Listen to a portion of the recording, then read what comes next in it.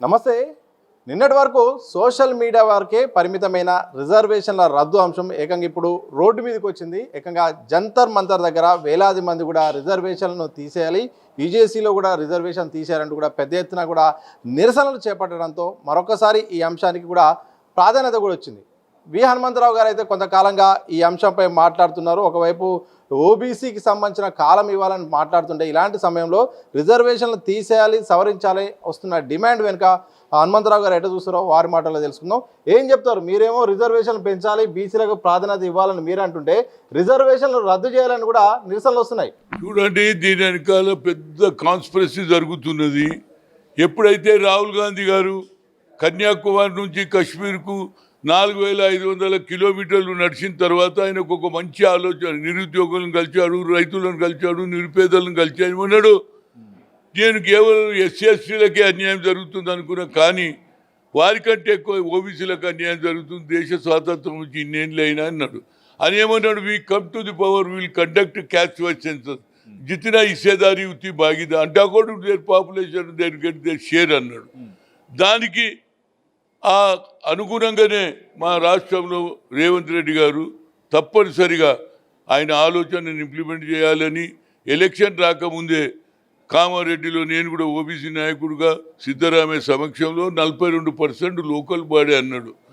అది అయిపోయినాక ఎలక్షన్లో అదే నడిపించిండు. తర్వాత ఆయన ఇంకో పని ఏం చేసిండు? ఎప్పటిదానికైతే మనం రిజర్వేషన్ క్యాబినెట్లో నిర్ణయం తీసుకొని రిజర్వేషన్ కూడా జరిపిస్తే కులగానే జరిగితే 56% వచ్చింది. కనుక మా అభివృద్ధిలో మా పాలు కూడా పంచుకోవాలనేది బీసీలకు ఒక ఆలోచన. కానీ ఇప్పుడు ఏదో నరేంద్ర మోడీ ఎప్పుడైతే రాహుల్ గాంధీ అన్నాడో దానివల్ల ప్రజలలో చైతన్యం వచ్చిందో మరి ఏందో, మొన్న సర్వే చేస్తే 58% వచ్చింది రేపు ఫ్యూచర్ ప్రధానమంత్రి అని. ఎవరు? రాహుల్ గాంధీకి సర్వేలో 58% వచ్చింది ఫ్యూచర్ లీడర్ అని.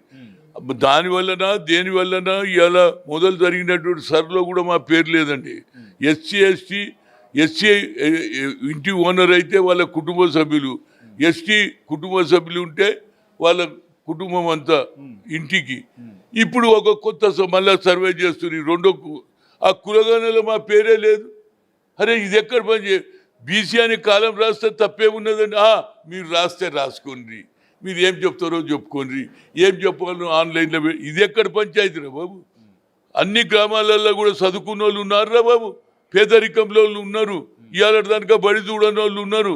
ఇప్పుడు ఏదో కొందరు బడులలో పోతున్నారు, కానీ చదువు రానటువంటి వాళ్ళు ఏం చేయాలి చెప్పు? కనుక మీరు మొన్న జరిగిన సర్వేలో ఇంటింటికి తిరిగిన గవర్నమెంట్ అట్లనే బీసీది కూడా పెడితే మాకు న్యాయం జరుగుతుందని. ఇంకా ఈ లోపలనే నిన్న ఢిల్లీలో జంతర్ మంతర్లో रिजर्वेशन हटाओ, रिजर्वेशन हटाओ. कैसा हटा दे रे भाई? रिजर्वेशन होना चाहिए. సూర్యకాంత్ ఎవరైతే చీఫ్ జస్టిస్ అన్నాడు, కొందరు పోయి రిజర్వేషన్ ఎత్తేయాలంటే కాదు, రిజర్వేషన్ ఉండాల్సిందే, కులగన జరగాల్సిందే, అప్పుడే వాళ్ళ అభివృద్ధి జరుగుతుంది, ఉద్యోగాలలో చదువులలో అన్నింటి వస్తుంది. కనుక వాళ్ళ రిజర్వేషన్ ఉండాలని ఆయన్నే చెప్తే ఇవాళ రిజర్వేషన్ ఎత్తేయాలి అని జంతర్ మంతర్కి వచ్చిండ్రు. ఇక రామ్లీలా మైదాన్ చేస్తారు. గతంలో కూడా మండల్ కమిషన్ ఇదే చేసిండ్రు. ఇప్పుడు వాళ్ళు మీకు ఇయ్యలే, మీ అగ్రకులాలలో ఏది ఎకనామికలీ వీకర్ సెక్షన్ 10% మీరు తీసుకున్నారు, మేము ఆబ్జెక్షన్ చేసినామా? చేయలేదు కదా, మరి మాకెందుకు చేస్తున్నారు బాబు? అంటే ఇది ఒక కుటిలమైనటువంటి కాన్ఫరెన్స్ జరుగుతుంది. కులగానే జరిగితే రాహుల్ గాంధీ దేశానికి ప్రధానమంత్రి అవుతాడనే ఉద్దేశంలోనే ఇలాంటి కార్యక్రమాలు చేస్తున్నారు. ఆఖరుకు మొన్న జరిగినటువంటి పేపర్ లీకేజ్లో లక్షలాది మంది పిల్లలు ఏది 20 జూలైకి వస్తే ఎక్కడ పార్లమెంట్లో ఆఖరు పెన్నుతో కూడా కొట్టడం జరిగింది. వానికి దెబ్బలు తగిలితే పోలీస్ స్టేషన్లో ఎవడు కేసు పెట్టకపోతే 10 రోజులు తిరిగిన అయితే రాహుల్ గాంధీ దగ్గరికి పోతే అబ్బాయిని తీసుకొని పోయి కూర్చున్నాడు 6 గంటలు.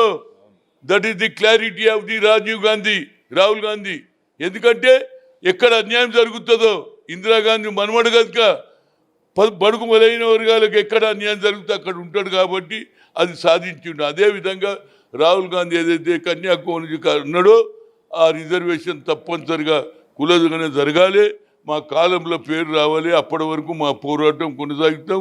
దాని గురించి రేపు ఏదైతే మండే రోజు ఇందిరా పార్క్ దగ్గర అందరు రిక్వెస్ట్ చేస్తున్నా, ప్రతి ఒక్కరు రావాలిరా బాబు, ప్రతి ఒక్కరు రావాల్సిందే. ఆల్ పార్టీ పిలుస్తారా? ఆ?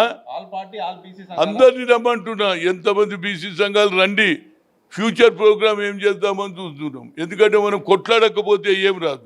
స్వాతంత్రం కూడా ఎన్ని త్యాగాలు చేస్తూ వచ్చింది, ఎంతమంది జైలుకు పోతూ వచ్చింది. మన పిల్లల భవిష్యత్తు గురించి ప్రతి ఒక్కరు కూడా ముందుకు రావాలని కోరుతున్నా. జంతర్ మంతర్ దగ్గర ఉండబోతుందా ఇందిరా పార్క్ తర్వాత? ఎందుకంటే ఢిల్లీ స్థాయిలో జరగాలి కదా, ఈ రాష్ట్ర స్థాయిల కంటే ఎక్కువ. ఇందిరా ఇవన్నీ మొదలైనాక, అన్ని రాష్ట్రాల్లో చురువైనాక అందరూ వద్దు, ఇక మా సంఖ్య ఎక్కువ ఉన్నది వాళ్ళు ఏదో అనుకుంటున్నారు. మేమందరం కూడా అయితే ఏమవుతుంది, ఇంతకుముందు మండల సంఖ్య ఎక్కువ ఉన్నదిరా బాబు, మీరు సంఖ్య తక్కువ ఉన్నది, మా మీద ఆధిపత్యం అంటే మేము ఎట్లా ఒప్పుకుంటామా? మా పిల్లలు కూడా చదువుతున్నారు, మాకు కూడా రిజర్వేషన్ కావాలి. అప్పుడే ఇవాళ మెరిట్ అంట. అరే మీరు మొన్న మెరిట్ అన్నోడు 10% ఎందుకు రిజర్వేషన్ తీసుకున్నారు? మెరిట్లోనే రావాలి కదా. నరేంద్ర మోడీ ఏమన్నాడు, అగ్రకులాలలో పేదవాళ్ళు ఉన్నారు, నేను ఇస్తాంటే మేము వద్దనలేదు కదా. మరి మీరేమో తీసుకుంటారు, మా రిజర్వేషన్ రాకుండా చేయడం ఇది న్యాయమా అని అడుగుతున్నా. రిజర్వేషన్ హఠావో ఆందోళన వెనుక కుట్ర చేస్తున్నారంటారు. ఎవరు కుట్ర ఉంటుంది? ఆర్ఎస్ఎస్ బీజేపీ క్లియర్గా. నరేంద్ర మోడీకి ఇష్టం లేదు, మోహన్ భగత్ ఏం చెప్తే అదే వింటాడు. దీని వెనకాల అమిత్ షా ఉన్నాడు, అమిత్ షా తెలుసుకున్నాడు. రాహుల్ గాంధీ ఎప్పుడైతే కన్యాకుమారి నుంచి Kashmir we come to the power will conduct catch అన్నప్పుడే ఆయన ఇమేజ్ పెరిగింది. ఇక మళ్ళా ఇతడు సోరు అని దానికి మాకే ఆయన ప్రజల పక్షాన ఉంటూ నువ్వు కూడాను రిజర్వేషన్ నువ్వు కూడా కులగానే జరిగితే మీకు పేరు వస్తుంది కదా. మీరు ప్రభుత్వాలు ఉంటారు, మీరు అడగరు. మీరు దాన్ని వ్యతిరేకం చేస్తే ప్రజలు తిరగబడతారా లేదా? తప్పనిసరిగా వచ్చే ఎన్నికల్లో రాహుల్ గాంధీ ప్రధానమంత్రి అయి తీరుతాడు. అందుగుంచే ఈ రిజర్వేషన్ వ్యతిరేకంగా అగ్ర కులాలు పోరాడుతుండ్రు. వాళ్ళకు తప్పనిసరిగా ఏది ప్రజలు బుద్ధి చెప్తారు, నరేంద్ర మోడీ కూడా బుద్ధి చెప్తారని నా ఉద్దేశం.